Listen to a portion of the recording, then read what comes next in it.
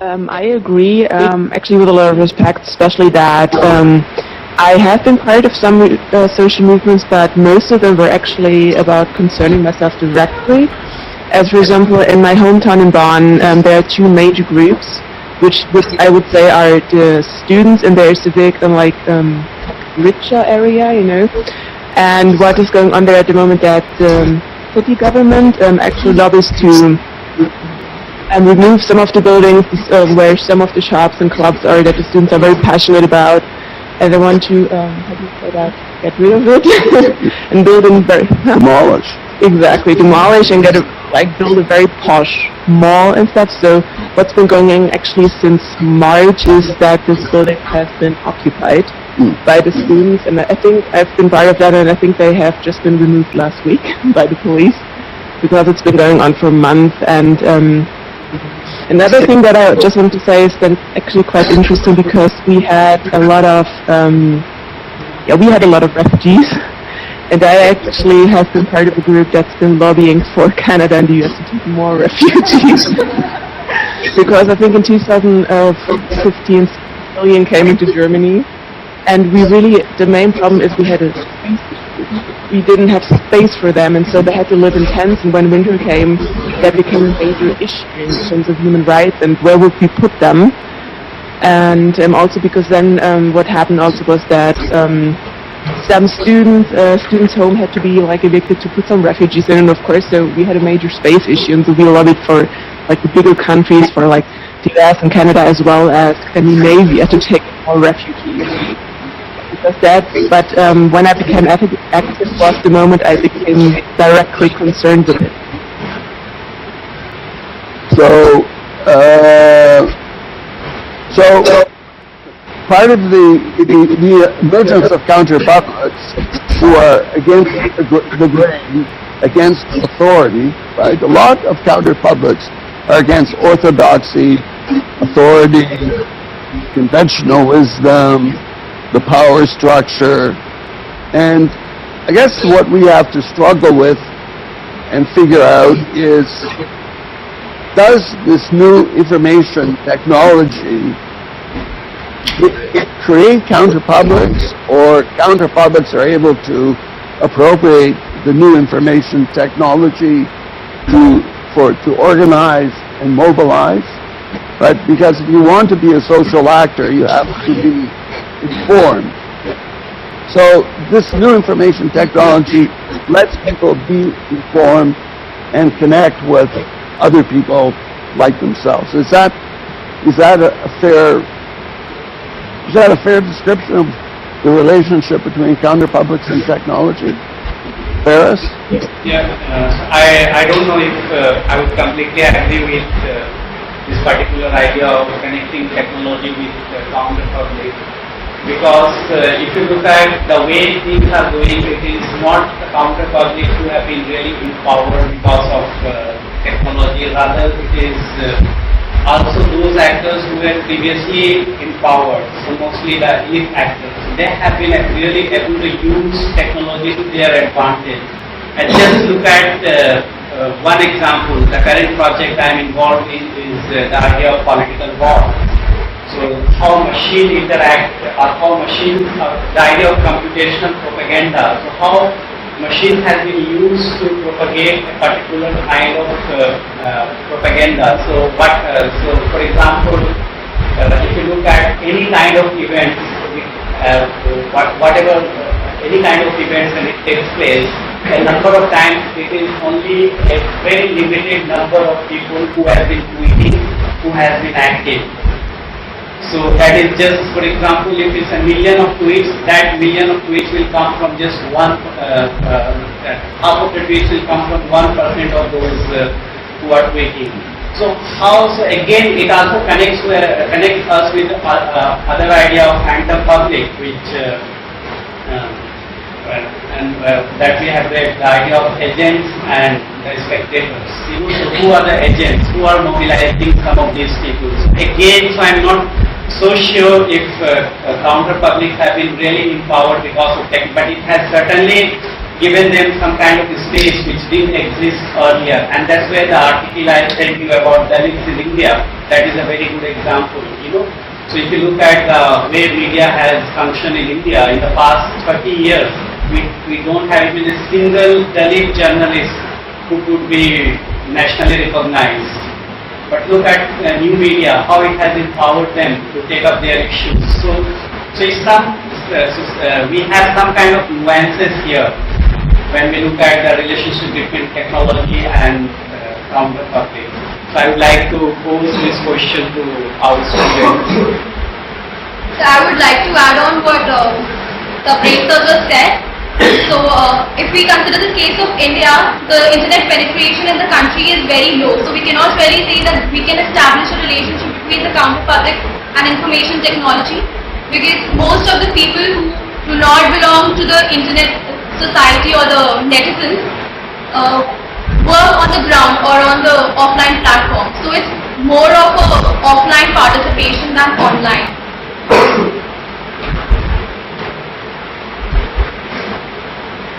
So, do you think Dalits are a counter-public? Like, are counter-publics simply another word for people who are subalterns or people who are at the bottom of the social pyramid, pushed to the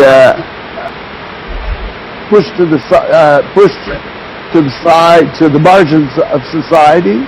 So would Dalits be a counter-public? The Dalits can be, I think, associated with subalterns since they are not heard on that basis. Their issues are not covered by the media.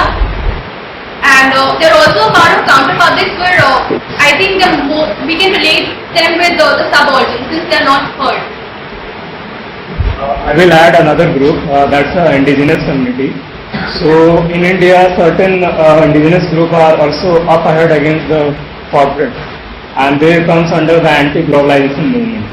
So other than Dalits, these indigenous communities are also part of the counter-public narrative. I was wondering if I could ask a question actually about the reading.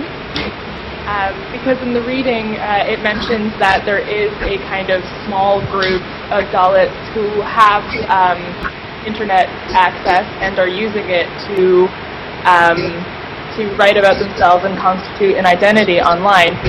Is this something that is likely to spread? Would the internet penetration rate among Dalits and among other subaltern communities, will it continue to grow, or do you see this minority as a sort of outlier? I want to add one thing. Identity formation is enabled by technology, but subjective experience is the prime thing that needs to be taken into account. So if Dalits and Adivasi have some certain subjective experiences, that becomes a prime issue. Technology can enable certain cause, certain issues, and that can leverage some of the certain narratives. So technology comes secondary and the subjective experiences comes first. That's my opinion on this too. I would also like to say one thing, that when we are defining these communities, I mean these people as people who are marginalized and people who are oppressed, in that essence, that means that they have limited access to resources. And in India, information technology is not a resource that is available to the basic population as of now. So in that context, there is a disconnect here in linking this the age of, in the information technology to these people. So yes, I would like to answer the question. Again, you already have some response. So again, if you look at the way Dalit communities have been using the internet, is like very limited number of Dalits who are using it. So it's there are middle class within the Dalit community, and within the middle class there are digital Dalits. But then you have to also look at interactions between online and offline mobilization. So one of the important technology that has really spread massively in India is mobile technology. So a lot of time whatever happens in the internet domain, it also goes to the offline. So there is a kind of hybrid media system that is emerging in India, the hybrid articulations of the demand that we have to look at, and that's what Dalit community have been utilizing it very effectively. So there was a very recent case in one of the states in India where Dalit community mobilized through internet, but a lot of this internet mobilization was subsequently orchestrated on offline sphere. So that interactions might be important way to look at how some of these counter publics or even some of these groups are using different kind of strategies to mobilize.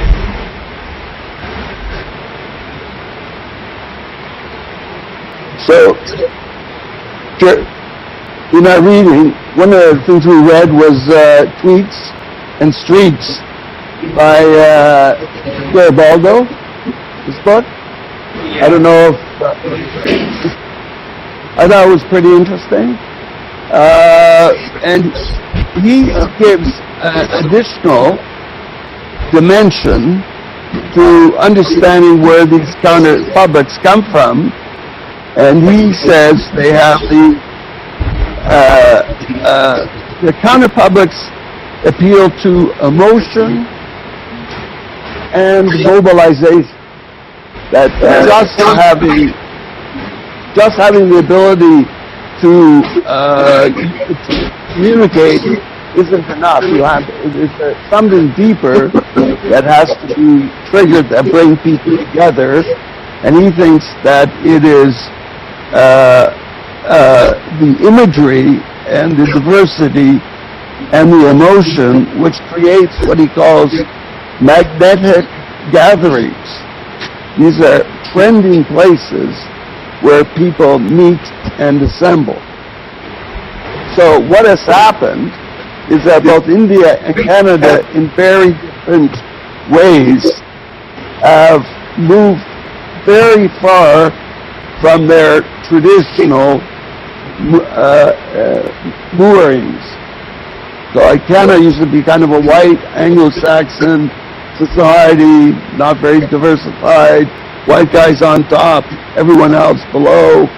A lot of emphasis to succeed. You have to look a certain way, behave a certain way, think a certain way. So the idea is that this template has begun to unravel in Canada and in other countries, and in India also.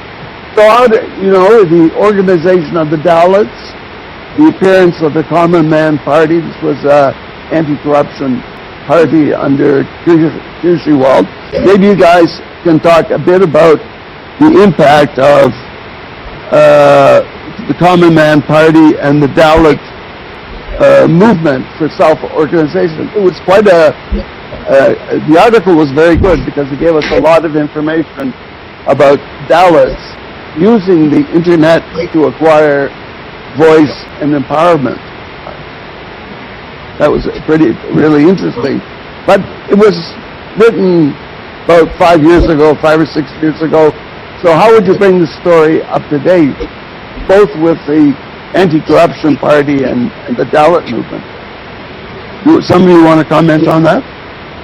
So, before coming to that Aam Aadmi Party or the Common Man Party and Dalit movement, I would also like to connect the previous week lecture on political consumerism, which you might, I think you must have finished lecture on political consumerism. We had to skip that because, but let's focus on that, Debaris. Some of the students know this because just the way the syllabus worked out, we had one meeting, then we did the first week, we had to skip a week, and then here we are. But political consumerism is very important. So maybe you can resume this idea. I agree with you. This morning, I was thinking that was a pity we missed this. Because that might be very much connected with the idea of counter-publics. So one way of defining counter-public is marginalization to subordination. But if you are moving beyond that paradigm and bringing middle class and others into that idea of a framework of counter-public, then political consumerism becomes very important. So how many of us are really political consumers? And I pose this question to our class, and only one person. That's where I want to, because it is again elitist idea, but so that's where I'm trying to pose these questions to your students if they consider themselves as political consumers, and that idea. So why don't you have a discussion at your side, and then we'll have a discussion whether you consider yourselves political consumers. Right? Just to define political consumerism is, shall I define the idea of political consumerism? Yeah. So the basic idea about political consumerism is buying or boycotting certain things on the basis of ethics. So it's basically you become political consumerism on the basis of ethical principles. So you boycott, for example, Monsanto products because you think that they have been involved in a number of practices which are immoral. So that is the basic idea about political consumerism.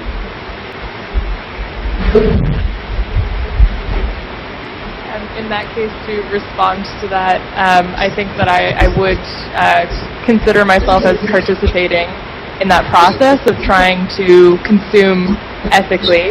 However, I'm torn between the desire to do that and the acknowledgement that ethical consumption under late capitalism is very difficult. So I think that I would consider, ethical consumerism as part of my responsibility as a citizen, but maybe it's not always a responsibility that I successfully fulfill.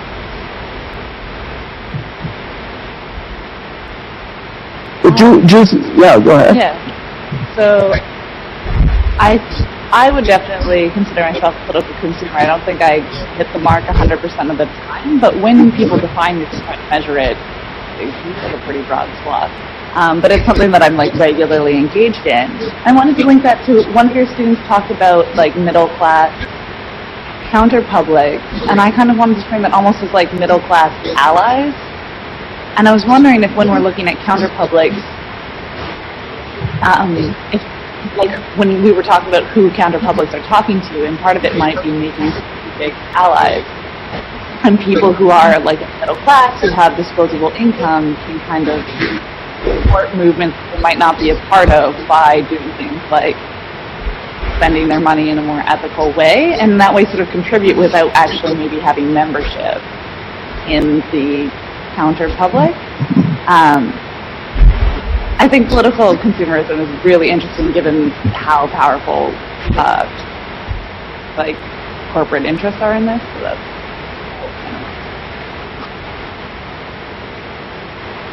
Hello. I think one of the articles in our reading this week also mentioned the topic of subvertisement, which they talked about the Coca-Cola issue. I'm not sure if it was Gabado or somebody else that talked about it, so I'll jump in. But I think that was really interesting in terms of how much the consumer then has a power, whether or not in boycotting or starting a lobbying process or a protest, in terms of certain products that do not fit into your personal ethical, views.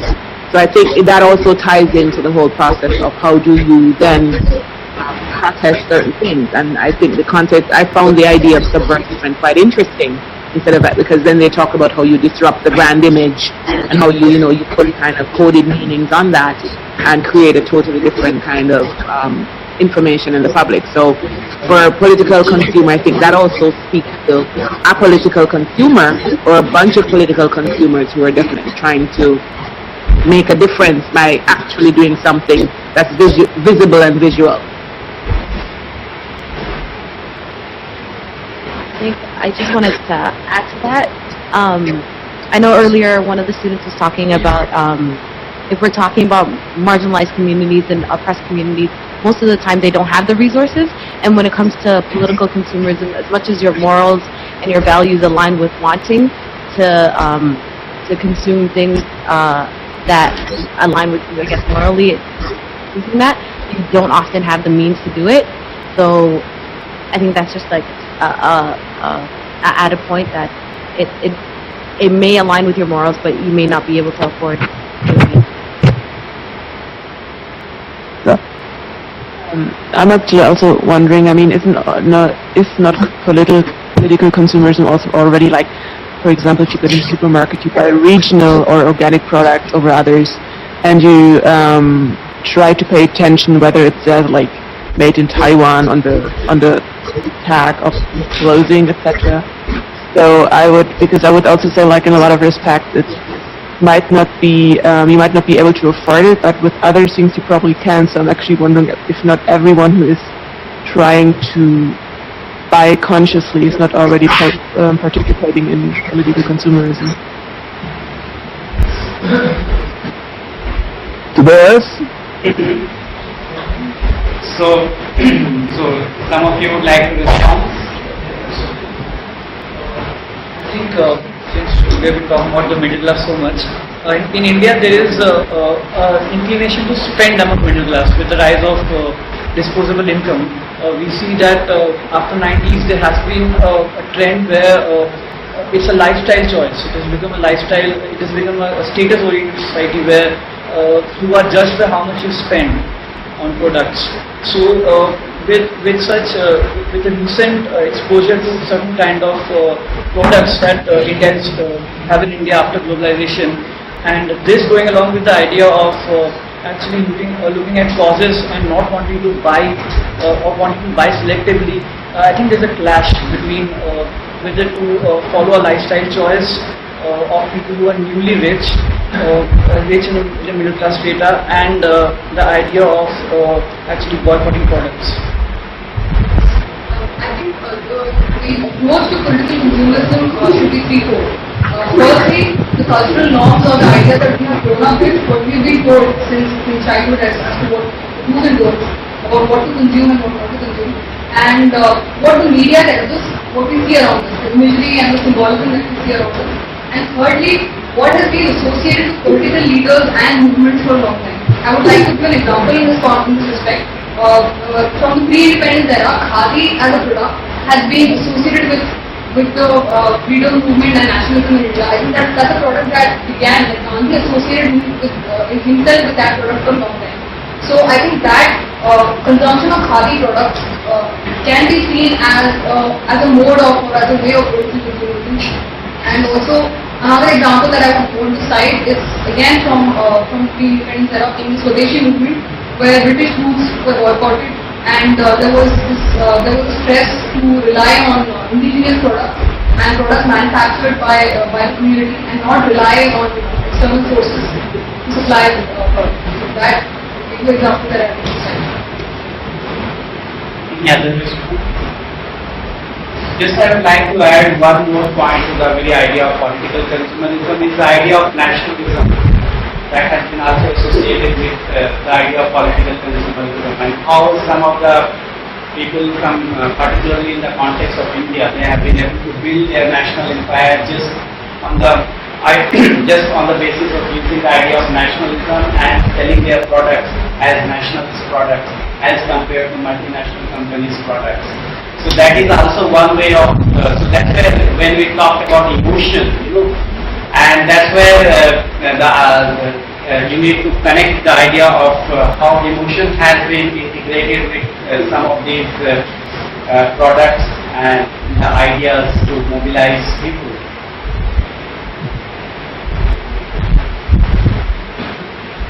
So the reading you sent us talked about the commercialization of Dr. Ambedkar's imagery, and how that was a very important thing to the kind of Dalit identity formation, this buying of things with his image on them. So does that fit into your definition of political consumerism? Good question. That is again, you might see, it might be political. There might be political consumer in the way that they are more conscious about their identity.